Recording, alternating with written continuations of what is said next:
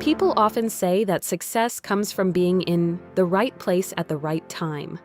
While the phrase may sound cliché, it fits the journey of Ronnie Wood remarkably well. Before becoming famous, Wood began his career playing with several bands across the UK in the mid-1960s, including The Byrds, not to be confused with The Byrds. By the end of the decade, he had joined Faces alongside Rod Stewart. Over time, Wood developed a strong reputation within the music community for his relaxed personality and exceptional guitar skills. One day in 1969, while walking near Hyde Park, a car suddenly stopped beside him.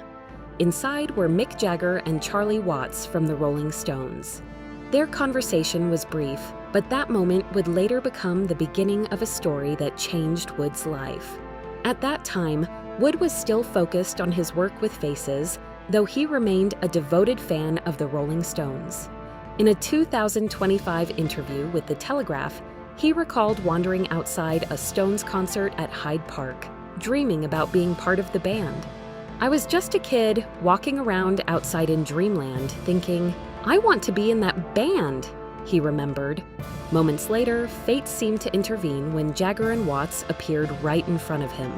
During that era, musicians often crossed paths at record label parties and music events. Bands like the Beatles and the Pretty Things frequently gathered at such occasions. As Jagger and Watts drove off that day, they told Wood they had to perform but would see him again soon. Wood responded confidently, "Yeah, sooner than you think." It was a remark he would never forget. It would still take several years for that prediction to come true. In 1974, after Mick Taylor left the Rolling Stones, Wood was invited to step in as a temporary guitarist. He toured with the band the following year, strengthening his connection with the group and gradually becoming part of their musical world. Finally, in April 1976, Wood met with Jagger and Keith Richards in Munich to discuss the band's future.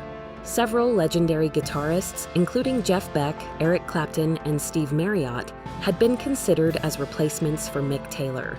In the end, however, Richards simply told Wood, "You're in the band." Wood calmly replied, "Yeah, I know." It was as if he had sensed all along that the chance encounter outside Hyde Park years earlier had already set his destiny in motion.